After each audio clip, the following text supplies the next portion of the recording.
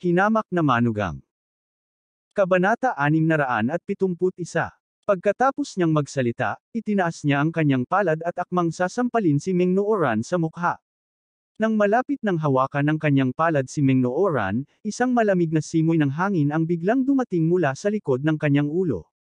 Kaagad pagkatapos, ang kanyang palso na itinulak niya sa hangin ay hinawakan ng isang bakal na palso mula sa likuran. Sino yun? Napalingon pa lang si Ma Xiaopeng nang biglang naging parang kanyan ang buong katawan niya. Sinipa siya mula sa likuran at dirdiretsyong binasag pasulong. Flop! Nahulog si Ma Xiaopeng sa lupa na parang asong kumakain ng putik at bumagsak sa lupa. Napasigaw siya. Tumangala si Meng Nooran at agad na nagpakawala ng gulat na sigaw. Kuya Alex. Ang taong sumipa sa likod ni Ma Xiaopeng ay si Alex Dixon. Bahagyang tumango si Alex Dixon at malamig na tumingin sa mga taong nakapaligid sa kanya. Sa oras na ito, si Huang Dakay ay bumalik sa kanyang katinoan. Bagamat kanina pa siya binubuli ni Ma Xiaopeng, ngayon ay binugbog na ni Alex Dixon ang kanyang asawa. Siyempre hindi niya matitiis. Agad na pumunta si Huang Dakay at sumigaw ng galit, hulihin mo siya. Nang matapos siyang magsalita, biglang may sumulpot na kalbo sa likod ni Alex Dixon at sinuntok ang dalawang security guard sa harapan, dahilan para lumipad sila. Pagkatapos, hinawakan ng kalbong lalaki ang kwelyo ng isa sa mga security guard at na-dislocate ang mga kamay at paa sa isang kisap mata. Boom! Isang suntok ang ibinato ng kalbo sa dingding, at agad na lumitaw ang isang malaking butas sa makapal na pader na ledrilyo.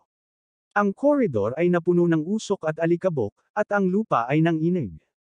Lahat ng mga security guard, kabilang si Huang Dakay, ay tumingin sa dingding. Ang kalbo na lalaki ay pumutok ng kanyang kamao ng 2 beses at sinabing dahan-dahan, Boss Huang, gusto mong atakihin ang aking amo. Hindi.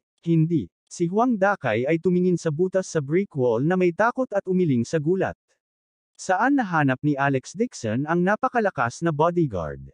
Binasag niya ang isang pader ng isang suntok, at ang kanyang kamao ay hindi nasugatan. Base lang sa mga security guard na nasa ilalim niya, natatakot akong kahit 10 ay hindi makakatalo sa isang kalbo.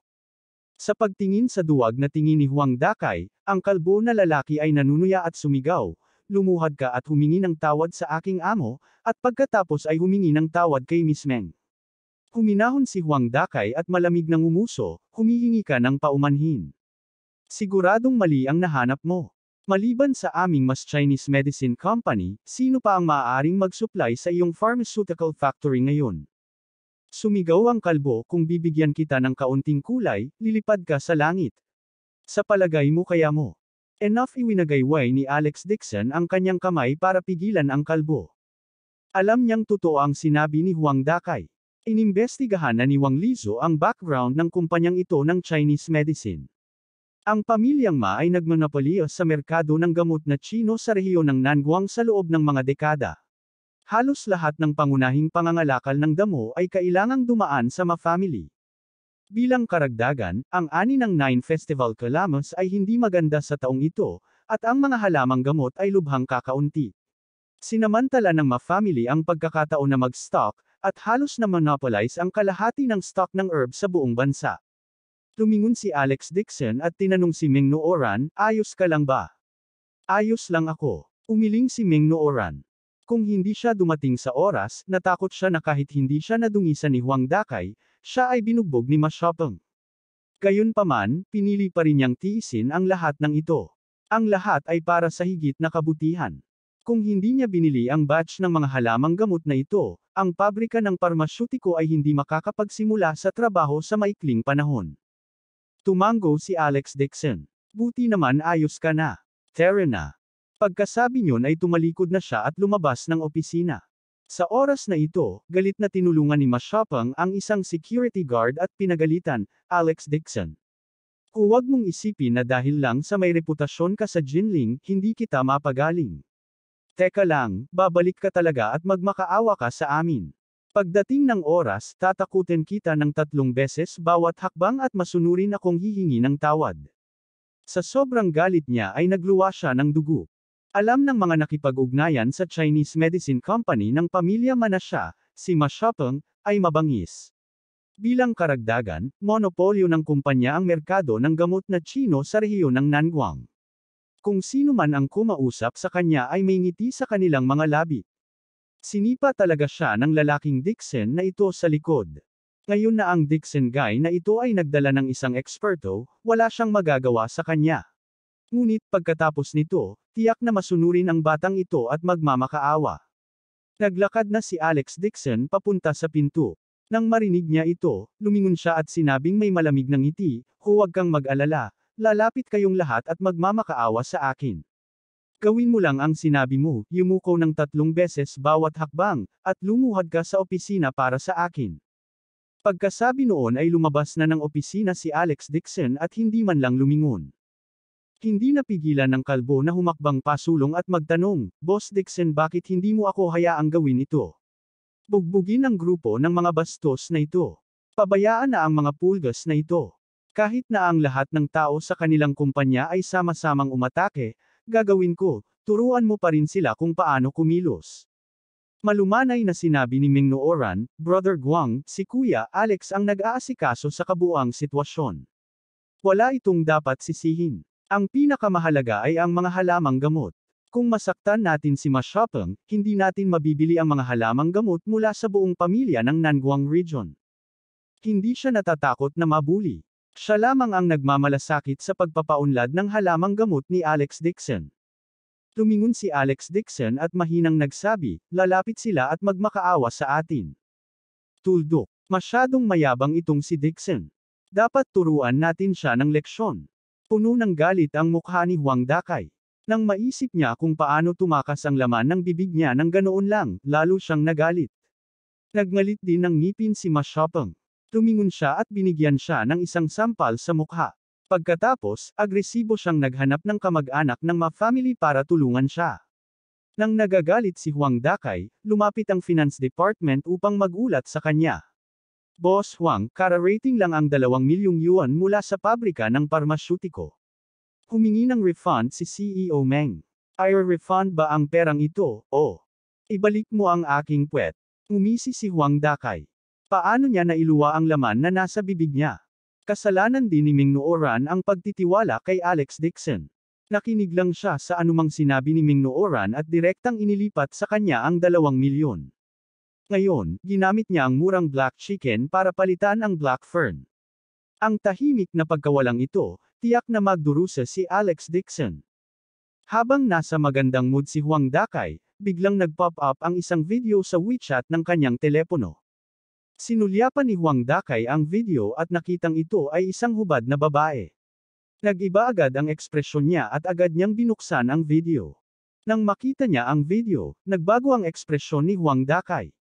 Sa video, hubad na magkayakap ang isang lalaki at isang babae. Nagtalik sila sa hotel na si Xi Mengxi. At ang pangunahing karakter ay ang kanyang sarili. Takot na takot si Huang Dakay kaya napawisan siya. Kinasusuklaman niya ang kanyang asawa, si Ma Shurong, na nakikipaglokohan sa maraming babae habang karga-karga siya sa kanyang likod. Dahil sa kanyang espesyal na libangan, espesyal na kinunan niya ang ilang mga malalaswang video ng kanyang pakikipaglokohan sa mga babaeng ito at itinago ang mga ito sa kanyang naka-encrypt na folder ng computer. Karaniwang dinadala niya ang mga ito upang humanga sa kanila kapag wala siyang magawa, at tinatrato sila bilang kanyang samsam sa digmaan. Ngunit paano malalaman ng iba ang mga video na itinago niya sa kanyang computer? Natakot si Huang Dakay at mabilis na tumakbo sa computer para i-on ito. Hindi nagbago ang password ng computer. Nandoon pa rin ang naka-encrypt na file, ngunit nang buksan niya ang video, biglang naging itim ang computer at may nag-pop up na screen ng video. Sa screen, nakaupo si Alex Dixon sa likod ng pharmaceutical factory desk, naka-cross legs, at naka-cross arms. Marahan niyang sinabi, "Boss Huang, nagustuhan mo ba ang video na ipinadala ko sa iyo?" Ikaw. Huang Dakay mukhang nakakita ng multo. Puno ng malamig na pawis ang ulo niya. Galit siyang umungol. "Alex Dixon, hinahack mo ba ang computer ko?" Gumastos siya ng maraming pera para kumuha ng eksperto sa hacker para i-encrypt ang kanyang computer. Wala pang kalahating oras umalis ang lalaking Dixon na ito. Paano niya nakuha ang video? Kinuha ni Alex Dixon ang isang baso ng alak at tipid ng ngumiti. Boss Huang, huwag kang magmadali. Tingnan mo ang iyong WeChat moments. Nang inag ang katawan ni Huang Dakay. Mabilis niyang kinuha ang kanyang phone at binuksan ang kanyang WeChat moments para tingnan. Sa sobrang gulat niya ay muntik na niyang mabitawan ang phone niya. Nalaglag ang phone niya sa lupa. Nag-post talaga siya ng ilang malalaswang video sa kanyang WeChat moments. Bagamat nakamosaic ang kanyang mukha sa mga video, makikilala siya ng mga taong pamilyar sa kanya kung titingnan nilang mabuti. Ang mas nakakatakot ay iyon. Mayroong higit sa 100 mga mensahe sa kanyang WeChat moments. Lahat sila ay mga mensahe mula sa pamilya ng ma-family na nagtatanong sa ilalim ng video. Boss Huang, masyado kang nainom ha. Bakit ka nagpo-post sa WeChat moments mo? This is too explosive. Pero bakit parang pamilyar ang lalaking lead sa indecent video na ito? Sino itong lalaking ito? Nakipagtalik nga siya sa 3 dayuhang babae. Matitiis ba niya? Kabanata 672. Nagpanik si Huang Dakay at mabilis na tinanggal ang kanyang WeChat moments. Pinunasan niya ang pawis niya at sumigaw sa screen, "Alex Dixon, hindi mo lang nahack ang computer ko, nahack mo pa ang phone ko. Ano ba talaga ang gusto mo? Huang Dakay, maging magalang ka sa akin." Nagdilim ang mukha ni Alex Dixon at sinabi niya na may malamig na ngiti, dahil isa ka ring negosyante, natural na alam mo kung ano ang mangyayari sa iyo kung ang mga video na ito ay lumabas. Huminga ng ilang hininga si Huang Dakay at pinigilan ang kanyang kaba. Mahigit 10 taon na siyang nagpapaikot-ikot sa larangan ng negosyo. Alam niyang hindi mailalabas ang mga video na ito, lalo na sa kanyang asawa. Kung hindi, hindi siya magiging maganda. Huminahon siya at sinabing, "Alex Dixon, magkano ang gusto mo?"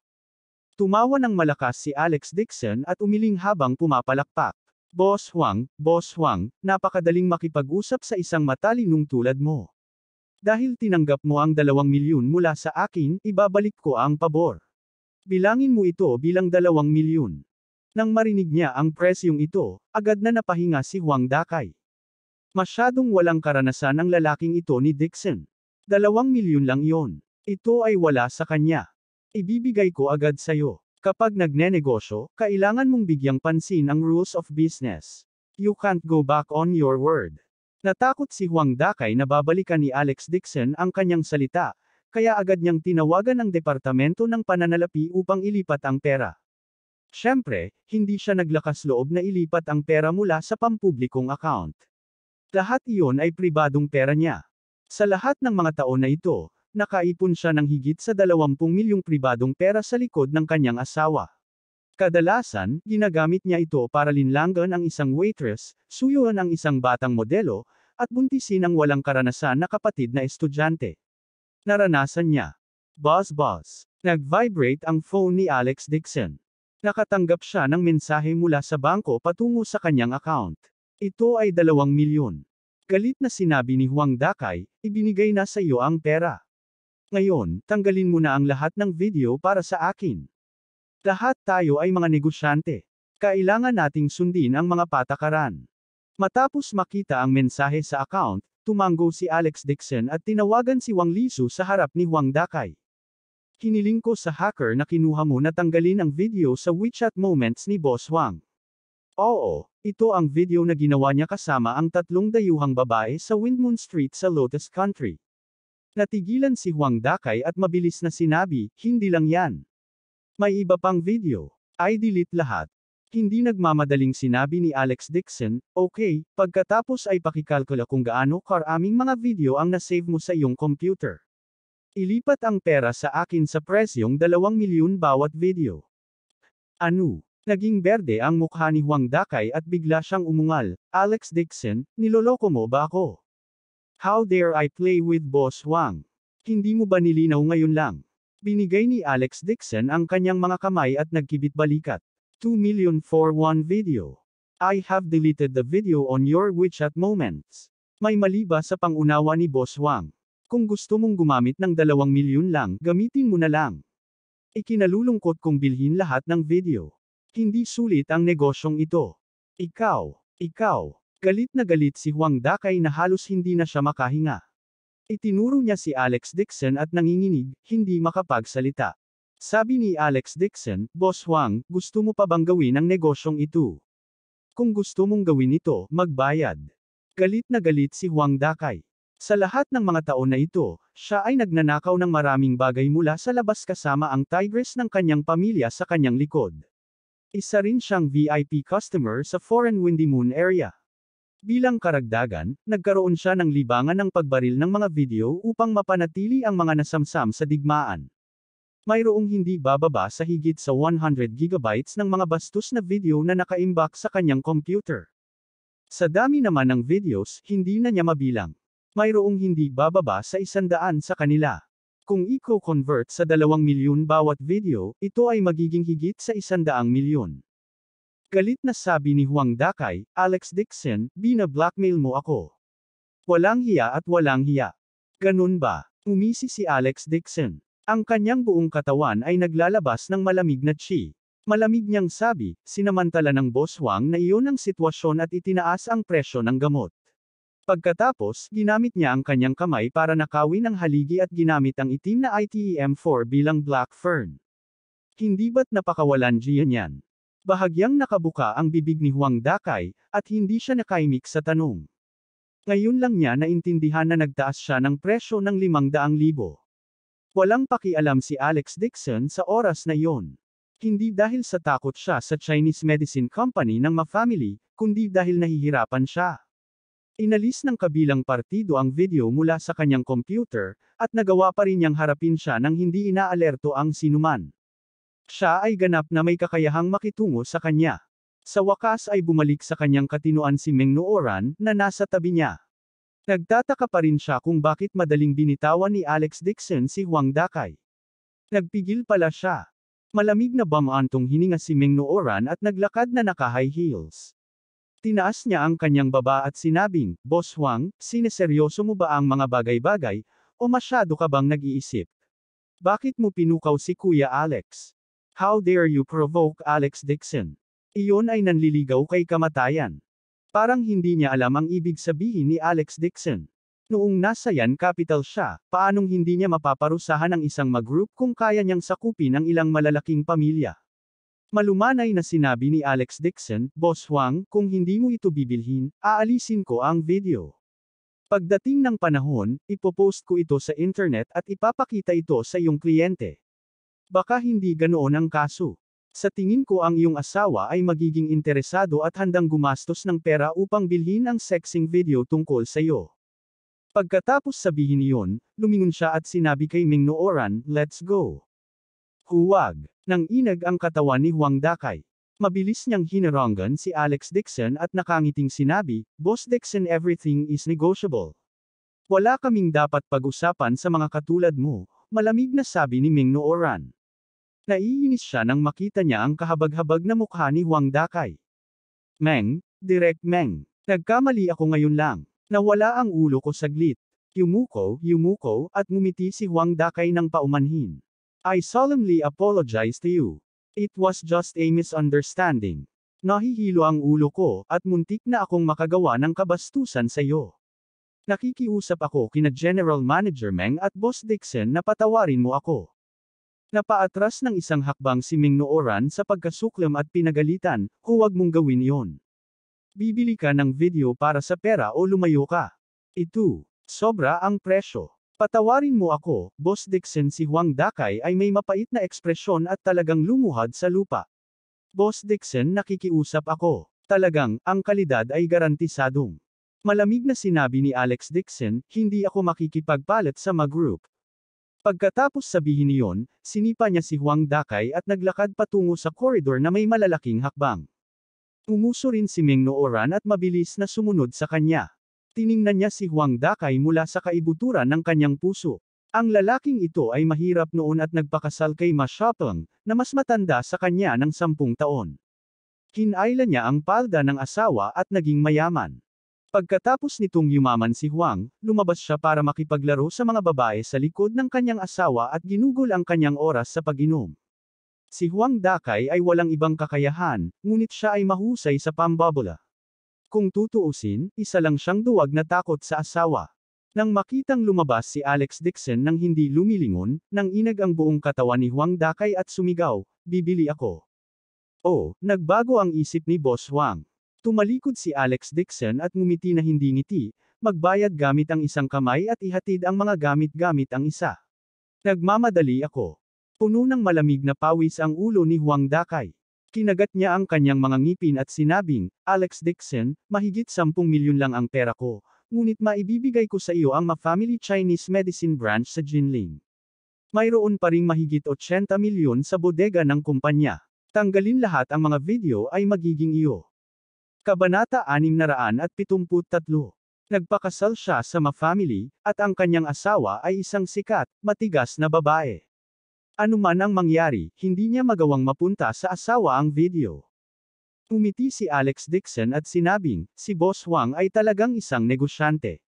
Alam niya kung paano timbangin ang mga kalamangan at kahinaan. Siguradong magiging isang ambisyosong tao siya sa mundo ng negosyo ng Jinling sa hinaharap. Paanong hindi alam ni Huang Dakay na ang sinabi ni Alex Dixon ay kabaligtaran ng kanyang sinabi, pero sa totoo lang, kinukutya niya ang kanyang sarili. Ngunit ngayon ay wala na siyang pakialam dito. Kinagat niya ang kanyang mga ngipin at sinabing, sandali lang. I-draft ko kaagad ang equity transfer agreement. Pagkasabi nun ay naglakad na siya papunta sa desk niya at tinawagan ang secretary niya para pumasok at ihanda ang mga dokumento. Nang si Huang Dakay ay nagdraft ng mga dokumento, humihingi ng tawad si Meng Nooran kay Alex Dixon at sinabing namumula ang mukha, Kuya Alex, naabala na naman kita. Ginawa mo ang iyong makakaya para sa pabrika ng parmasyutiko. Paano ito magiging problema? Tiningnan ni Alex Dixon ang namumula na mukha ni Meng Nooran at subconsciously inabot niya ang kanyang buhok. Napabuntong hininga si Meng Nooran, at biglang nakaramdam ng kakaiba ang buong katawan niya. Hindi niya alam kung ito ay ang kanyang maling akala, ngunit pakiramdam niya ay iba ang pakikitungo sa kanya ni Alex Dixon. Para siyang nakababatang kapatid at nag-aalaga sa kanya. Sa oras na ito, inihanda na ni Huang Dakay ang mga dokumento. Pinirmahan niya ang kanyang pangalan habang nanginginig, at iniabot ang mga dokumento kay Alex Dixon. Mabilis na sumulyap sa kanila si Alex Dixon at ngumiti habang inilahad ang kanyang kamay. Boss Huang, have a good deal. Sana matuloy natin ang ating pagtutulungan sa susunod. Si Huang Dakay ay mukhang maiiyak na. Ginamit niya ang lahat ng kanyang lakas para abutin ang kanyang kamay at makipagkamay kay Alex Dixon. Nababalot na siya ngayon ng malamig na pawis. Nanghihina na siya kaya wala na siyang lakas para maglakad. Isa lang siyang puppet sa Ma-Family. Sa katunayan, hindi kanya ang kumpanya. Pangalan lang niya. Kung alam ito ng kanyang asawang si Ma Xiaopeng, kahit hindi siya mamatay, siguradong mawawalan siya ng isang layer ng balat. Anong magnanakaw? Hindi akalain ni Huang Dakay na si Alex Dixon ay may napakalakas na background. Si Alex Dixon ay tumawag sa telepono at hiniling kay Wang Lizu na tanggalin ang lahat ng mga video. Nakaupo na si Huang Dakay sa kanyang upuan, nagpupunas ng malamig na pawis habang iniisip kung paano ipapaliwanag ang kumpanya sa kanyang asawa. Gayunpaman, naisip na niya ito. Ililipat na niya ang kumpanya kay Alex Dixon ngayon. Aasa siya sa relasyon sa pagitan ng pangunahing kumpanya ng pamilya Ma at tingnan kung maaari niyang gamitin ang mga palihim na paraan upang maibalik ang kumpanya ng sangay. Sa telepono, inutusan ni Alex Dixon si Wang Lizu na dalhin ang mga tao sa kumpanya at suriin ang mga halamang gamot sa bodega. Si Huang Dakay ay mahinang nakahiga sa sofa, sinusubukang baguhin ang kanyang mood sa WeChat moments. Biglang nanlaki ang mata niya na parabang natusok ng putakti. Tumalon siya mula sa sofa at napabulalas, anong nangyayari? Nanginginig siya sa buong paligid. Halos umagos ang dugo sa kanyang katawan sa kanyang ulo. Nakita niya na sa grupo ng pamilyang Ma sa kanyang WeChat, mayroong 7 hanggang 8 larawan. Ang 7 hanggang 8 larawang ito ay mga malalaswang larawan din. Hiyubot-hubad ang lalaki sa larawan, at sa kaliwat kanang tuhod ay nakaupo ang 2 hubad na babae na kasama niyang umiinom. Umiinom sila na magkaharap ang bibig. Bakas sa mukha ng lalaki ang masamang tingin. Panay ang pagdampi ng mga kamay niya sa katawan ng 2 babaeng kasama niyang umiinom. Bagamat mosaic ang mukha ng lalaki, paanong hindi makikilala ni Huang Dakay na siya iyon? Sa isang iglap, ginamit ni Huang Dakay ang lahat ng kanyang lakas para umungol, Alex Dixon, hindi ka mapagkakatiwalaan. Ang mga bahagi ng kumpanya ay naibigay na kay Alex Dixon. Nakahanap talaga siya ng hacker at ipinadala ito sa grupo ng pamilya Ma. Mayroong higit sa 100 kamag-anak sa group chat ng Pamilya Maria. Si Huang Dakay ay hindi tinanggap sa Pamilya Ma, ngunit ngayon ay nagkakagulo ang buong family chat. Ang kanyang mga kamag-anak at kaibigan ay patuloy na nagtatanong. Pati si matandang Ma ay napansin ito. Nakita pa ni Huang Dakay ang kanyang asawa na nagpadala ng 7 o 8 galit na boses na mensahe sa isang hininga, na nagtatanong sa kanya kung ano ang nangyayari. Sino ang lalaki at babae sa larawan? Tumingon si Alex Dixon at mahinahong ngumiti. Boss Huang, bakit hindi ko tinupad ang aking salita? Binura ko na ang lahat ng mga video na binili mo. Ikaw. Huang Dakay ay naglabas ng kanyang mga ngipin at umungal. Ano ang meron sa mga larawan sa aking family chat group? Oh, ito ang ibig mong sabihin. Napangiti ng mahina si Alex Dixon. Binigay niya ang kanyang mga kamay at sinabing, Boss Huang, binili mo ang video. Ngunit huwag kalimutan na nag-save ka ng higit sa 1,000 larawan sa iyong computer. Ang mga larawang iyon ay talagang kamangha-mangha. Maaari pa nga itong ibenta sa mga dayuhang website ng Windmoon para sa pera. Hinahangaan ko ang husay ni Boss Huang. Sa sobrang galit ni Huang Dakay ay nanginginig ang buong katawan niya. Lumalabas ang mga ugat sa noo niya. Muling sabi ni Alex Dixon, di ba ngayon ko lang sinabi na sana makatrabaho ko ulit si Boss Huang? Paano ito? Ibebenta ko rin sa iyo itong 1,000 photos, at bibigyan kita ng 50% discount. 500,000 para sa bawat larawan. Ikaw. Halos mabaliw si Huang Dakay sa galit. Inilipat pa niya ang kumpanya kay Alex Dixon. Saan siya kukuha ng pera? Umisi si Alex Dixon at sinabing, dahil hindi kayang bilhin ito ni Boss Huang, hahanap ako ng ibang bibili. Siguradong may interesado sa iyong larawan. Nang matapos siyang magsalita ay nagkagulo na sa labas ng pinto. Oo, ang pinto ng opisina ay sinipa ni Ma Shopeng. Pumasok si Ma Shopeng sa opisina habang nakakuyom ang mga kamao. Sa likod niya ay 7 o 8 kamag-anak mula sa Ma family. Huang Dakay, ano ang ginagawa mo para sa akin? Una, nag-post ako ng ilang malalaswang video sa aking WeChat Moments, at pagkatapos ay ipinost ko ang mga ito sa aking family group chat. Ginawa mo akong nawala ng mukha sa Ma family. Habang nagsasalita siya, sumugod siya at hinawakan ang buhok ni Huang Dakay, binigyan siya ng 2 malakas na sampal. 2 kahabag-habag na iyak ang pinakawalan ni Huang Dakay pagkatapos masampal, at agad namang namula ang kanyang mga pisngi. Nang matapos ang paghampas ni Ma Shopeng, sa wakas ay napansin niya sina Alex Dixon at Meng Nooran na nakatayo sa gilid. Agad siyang sumigaw, anong ginagawa niyo dito? Sabi ni Alex Dixon, Madam Huang, I have a batch of private photos about your husband. I was discussing the price with your husband, pero ngayon parang wala ng pera si Boss Huang para bumili ng mga ito. I wonder if you ay interesado. Nang inag si Huang Dakay at mabilis na bumangon mula sa lupa, hindi pinansin ang sakit. Nagmamakaawa siya. Mr. Dixon, bibilhin ko ang mga litratong ito. Talagang gagawa ako ng paraan para makuha ang pera. Bilhin mo sila. Napatingin si Ma Shopeng sa asawa na may pagdududa at nakasimangot. Siya at si Huang Dakay ay natutulog sa iisang kama. Paanong hindi niya alam ang figure ng asawa? Nang makita niya ang video ngayon, pakiramdam niya ay parang pamilyar ito. Ngayong nakita niya ang reaksyon ni Huang Dakay, lalo siyang naghinala. Walang kwentang bagay. Nagalit si Ma Shopeng mula sa gilid ng kanyang bituka. Sinipa niya ang mukha ni Huang Dakay at sinipa siya sa gilid. Pagkatapos ay tumalikod siya at sumigaw, magkano ang ibinebenta mo sa mga larawang ito? Sinabi ni Alex Dixon, interesado ba si Madam Huang?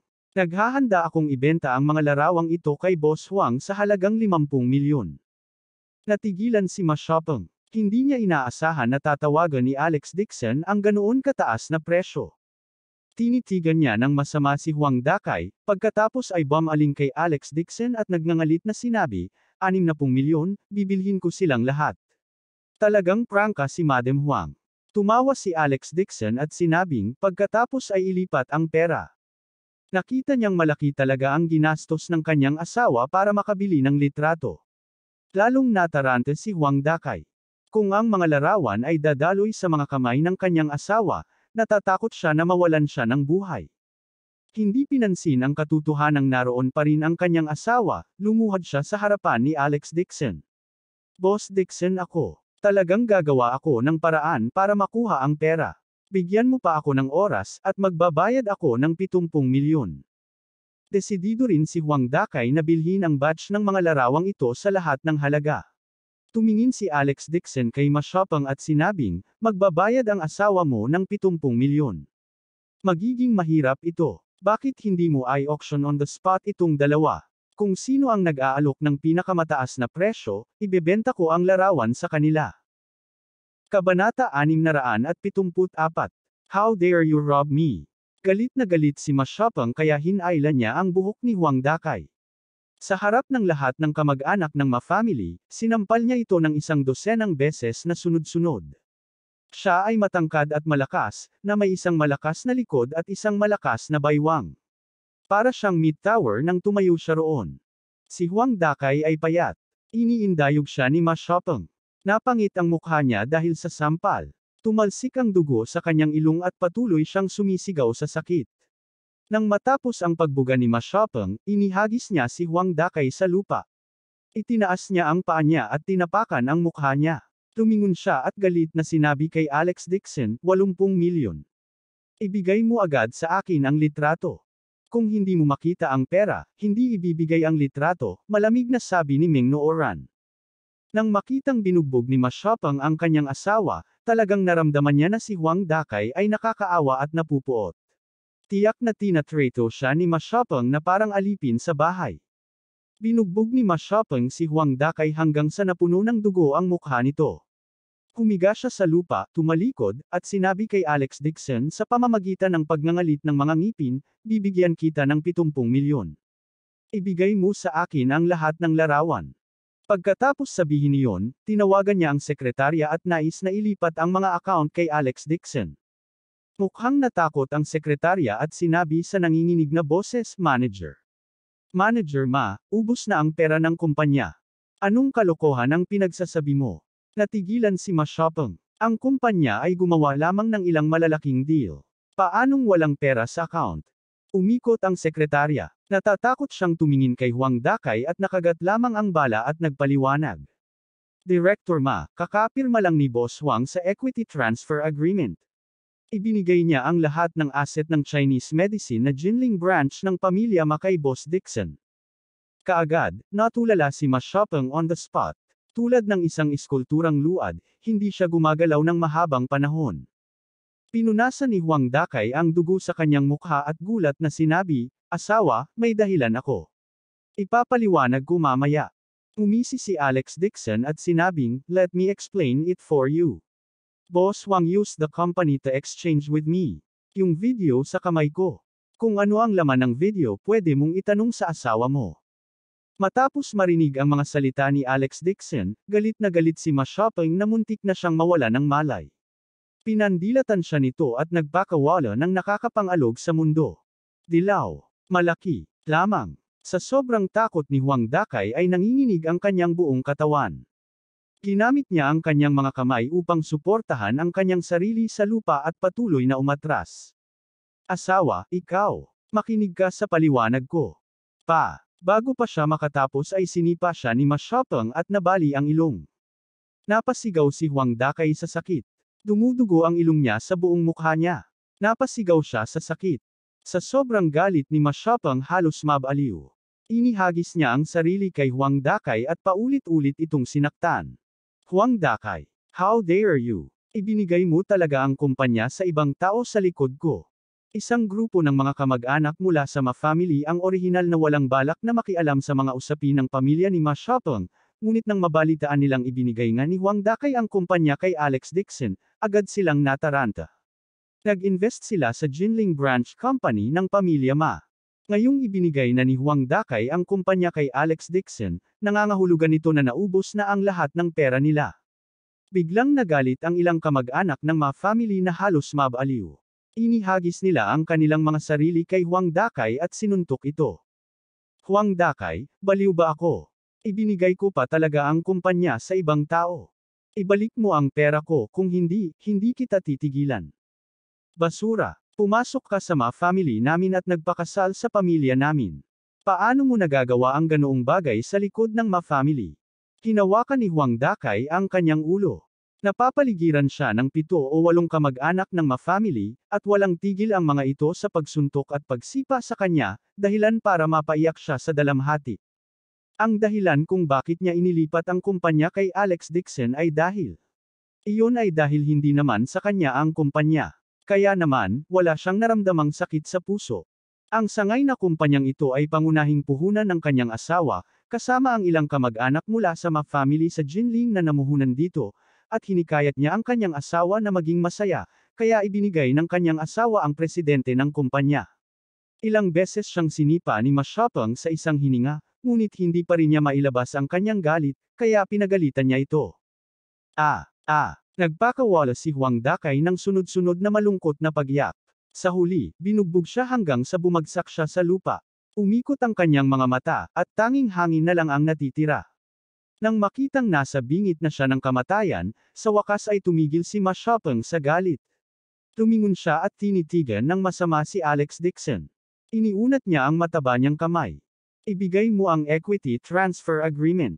Kung hindi, huwag mo nang isipin na umalis dito ngayon. Agresibo din silang pinalibutan ng 7 o 8 kamag-anak mula sa ma-family.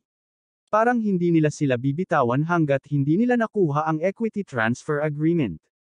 May 2 tao pa nga na pumulot ng mga dumi at walas at naglagay ng fighting stance. Binigyan sila ni Alex Dixon ng mapanlait na tingin at sinabi kay Ma Xiaopeng, "Madam Huang, pinaplano mo ba kaming pagnakawan ng hayagan?" "Oo naman." Mariing sinabi ni Ma Xiaopeng, "Ilipat sa akin ang share ng kumpanya, o hahayaan kitang mamatay dito." Malamig na sumangot si Alex Dixon, tumalikod, at naglakad papunta sa boss chair sa likod ng desk. Umupo siya, pinag-cruise ang kanyang mga paa, at malamig na sinabi, "Kung lumuhad ka at magmakaawa sa akin ngayon, may pagkakataon pa na mabuhay. Kung hindi, ang Chinese Medicine Group ng pamilya Ma ay titigil dito ngayon." Ang laking tono. Agad na nagalit si Ma Xiaopeng. Siya ay naging mayabang sa buong buhay niya, ngunit hindi pa siya nakakita ng sino mang mas mayabang kaysa sa kanyang sarili. Umungol ang isang kamag-anak sa tabi niya, "Bakit ang dami mong sinasabi sa kanya? Tara, bugbugin natin itong si Dixon at hayaang ilipat sa atin ang shares. Kung hindi, huhuberin natin ang babae niya at kaladkarin siya palabas para maglakad sa harap, sa kanya." Ang kanyang babae ay natural na tumutukoy kay Ming Nooran. Dumilim ang mukha ni Alex Dixon at nanlamig ang mga mata. Malamig niyang sinabi, "Dahil nililigawan mo si kamatayan, huwag mo akong sisihin sa hindi ko pagbibigay ng pagkakataong mabuhay ang pamilya mo." Pagkatapos sabihin niyon, agad siyang tumawag kay Wang Lizo at malamig na inutusan, "Maaari ka nang umatake." "Anong ibig mong sabihin?" Agad na naging alerto si Ma Xiaopeng at mabangis na sinabi, "Tumawag ka pa nga ng tulong. Sabihin ko sa'yo, walang kwenta kahit na tumawag ka pa ngayon. Ganun ba kadaling pumasok ang Ma Corporation ko?" Ang mga security guard ng Ma Corporation ay personal niyang pinili. Ang bawat isa sa kanila ay malaki at maayos ang pagkakagawa. Kahit na ang Dixon na ito ay tumawag ng isang grupo ng mga ruffians, wala silang magagawa. Bang! Biglang bumukas ang pinto ng opisina. Tumakbo ang sekretarya na may pawis sa buong mukha. "Maria, Direk Ma, grabe. Kakatawag lang ng kumpanya ni Ma Shi at sinabing sarado na ang kumpanya. Ang opisina ng buwis, ang Drug Administration. Nagsama-sama ang ilang departamento para imbestigahan ang account ng kumpanya. Sinabi na ang kumpanya ay nagkaroon ng pag-iwas sa buwis, at na sila ay nag-iimbestiga sa pagbebenta ng mga pekeng gamot at ang pagpupuslit ng mga gamot na Chino ay dinala sa istasyon ng pulisya." Ano? Namutla ang mukha ni Ma Xiaopeng at tumutulo ang malamig na pawis sa mataba niyang mukha. Para siyang tinamaan sa ulo at hindi makapaniwalang nakatayo lang. Natigilan din ang mga kamag-anak ng Ma family. Ang balitang ito ay parang isang bolt out of the blue na pumukaw sa kanila.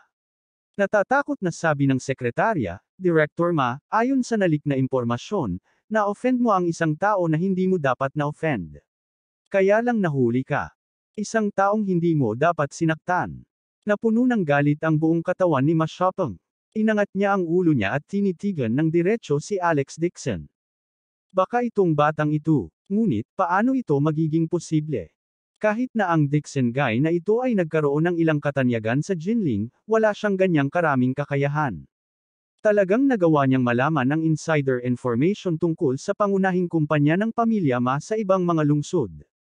Bukod dito, ang impormasyong ito ay sikreto ng pamilyang Maria.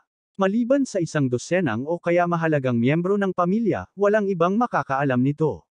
Nag-cross-leg si Alex Dixon at sinulyapan si Ma Shopping na may ngiti na hindi ngiti. Director Ma, naiintindihan mo na ba? Kabanata 675. Nanginginig si Ma Shopping nang sumulyap ito sa kanya. Ang ganitong uri ng titig ay parang isang superior na nilalang na nasa tuktok ng kapangyarihan, tinitingnan siya ng may paghamak, na para bang nakatingin siya sa isang langgam. Alex Dixon, ikaw ang naglalaro sa likod ko.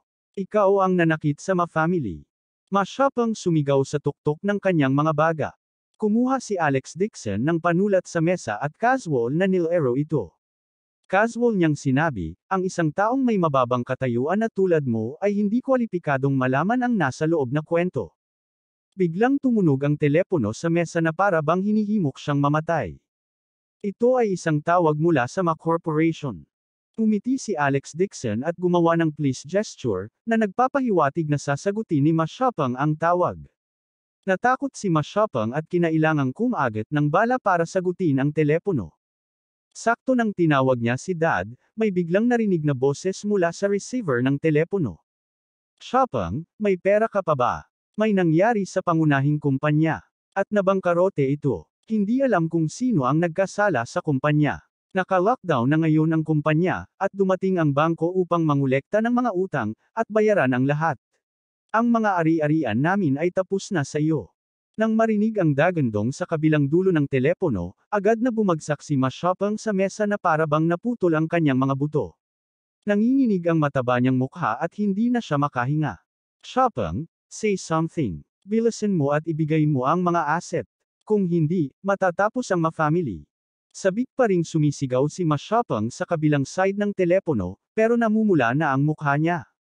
Ngayong ang kumpanya ng sangay ay nabayaran na ni Huang Dakay kay Alex Dixon at ang pangunahing kumpanya ay nabangkarote, hindi siya nang ahas na isipin kung ano ang mangyayari sa hinaharap.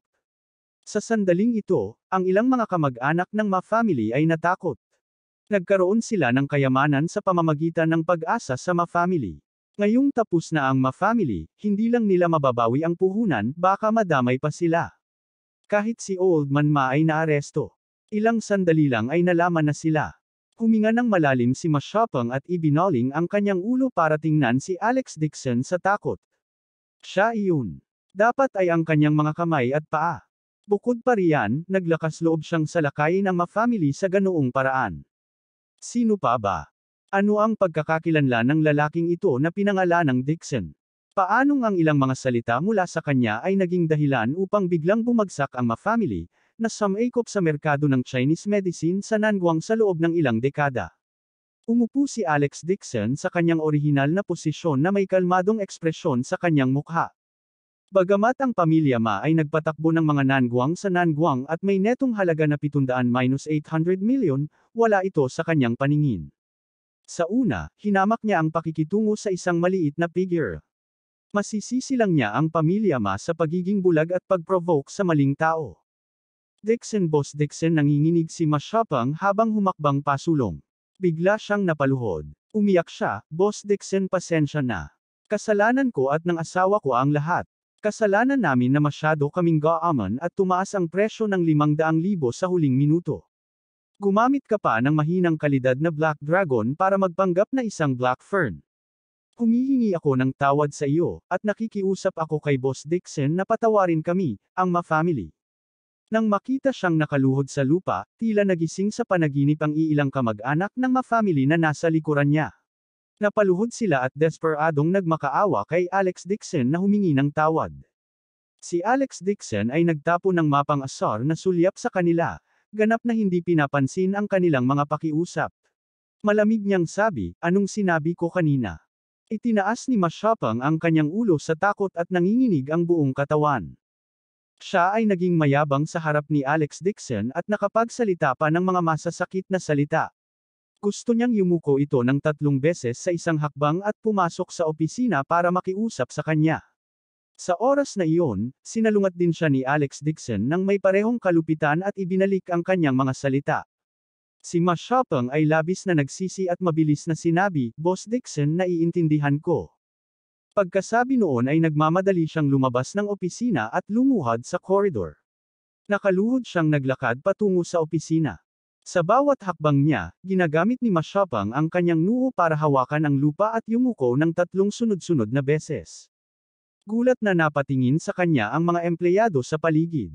Walang mag-aakala na ang masungit na Madam Ma na kadalasang mayabang at mabangis sa kumpanya, na pasaway at nanampal sa mga empleyado, ay talagang nasa ganoong kalagayan, nakaluhod sa sahig at gumagapang papasok sa opisina. Para magawang baliwalain ni Ma Xiaopeng ang kanyang mukha at umakyat sa opisina habang nakayuko, sino lang ang mahalagang tao na nakaupo sa loob. Nagpumiglas din si Huang Dakay na tumakbo palabas at yumuko tulad ng kanyang asawa. Mabilis ding tumakbo palabas ang isang grupo ng mga kamag-anak ng Ma family at lumuhad, yumuko at humingi ng tawad kay Alex Dixon. Kinatok ni Ma Xiaopeng ang kanyang noo hanggang sa mamaga ang kanyang noo at damaloy ang dugo sa kanyang buong mukha. Hindi naging madali para sa kanya ang yumuko mula sa labas ng pinto at pumasok sa opisina. Umiyak siya ng umiyak. Boss Dixon, nagkamali ako. Nakikiusap ako kay Boss Dixon na maging magnanimous at mabuhay tayo. Malamig na tumayo si Alex Dixon at walang pakialam na sinabi, nagkasala ka, at hindi ka na mabubuhay.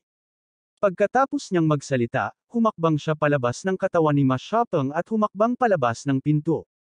Malamig ding sumangot si Meng Nooran at sinabing, nagbenta kayo ng mga pekeng halamang gamot sa mataas na presyo at nawala ang inyong konsensya.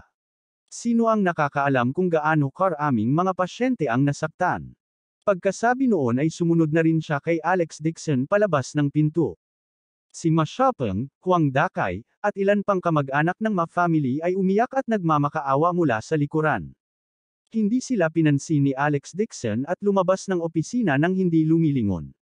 Habang naglalakad siya, tinawag niya si Boldman at inutusan siyang magdala ng mas maraming tao para ayusin ang mga ari-arian at halamang gamot ng Ma branch. Wala siyang pakialam sa ilang milyong halaga ng asset ng kumpanya ng Ma branch, ngunit ngayong biglang nagkaroon ng malaking batch ng Chinese medicine sa bodega ng Ma branch, ang mga hilaw na materyales ng pabrika ng gamot ay ginagarantiyahan sa panahong ito. Ang issue ng mga order sa Yan Capital ay maaari ding ganap na malutas. Para naman sa mga taong iyon mula sa Ma family, si Alex Dixon ay walang kahit kaunting simpatiya.